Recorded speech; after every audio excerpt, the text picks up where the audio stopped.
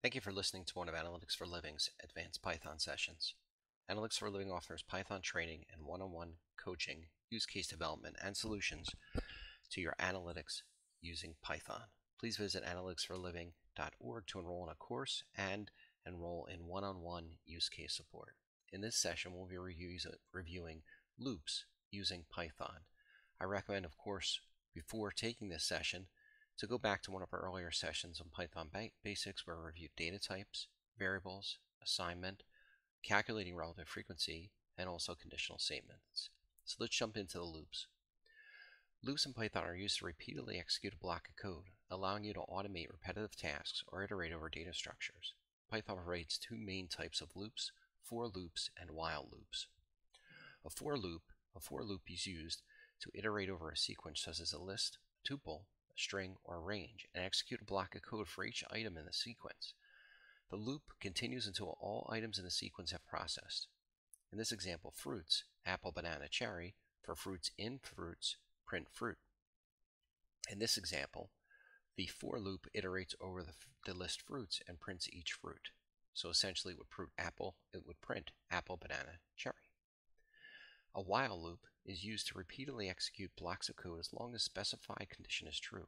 Be cautious while loops, as they can potentially result in infinite loops if the condition never becomes false. If a count equals 0 while count is less than 5, print count plus equals 1. In this example, the while loop continues to execute as long as the count is less than 5. Loops can be used for a wide range of tasks, including iterating over items in a list or performing operations in sequence, validating the user input, and more. Additionally, loops can be combined with conditional statements to create complex control flows in your programs. Here's an example of using a for loop with a conditional statement to filter even numbers from a list. In this case, we have 1 through 9, even numbers. For num in numbers, if num %2 equals 0, even underscore numbers dot append num. Print even numbers. The number, this will print 2, 4, 6, 8. Essentially, it's asking print the even numbers out of the list of numbers. So it prints 2, 4, 6, and 8. Both for and while loops are important constructs to controlling the flow of your Python programs and are commonly used for various tasks, including data processing, automation, and repetitive operations. Now let's jump into a few exercises. For fruits is the example that you saw before.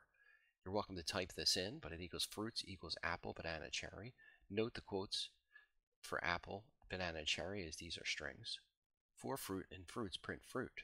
So essentially we'll run and we print apple, banana, cherry, because that is the order. Next example is count equals 0. While count is less than 5, print a count plus 1 equals 1. So count 1, or counting 0 up and through and below 5. Again, Python starts with 0. 0 is the first number, always starts with 0. So you'll see a 0 first in any of your Python programs. 0, 1 through 4.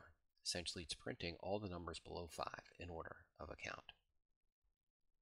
Next example, we'll look at the printing the even numbers. In this case, we have 1 through 9, even numbers in a square bracket.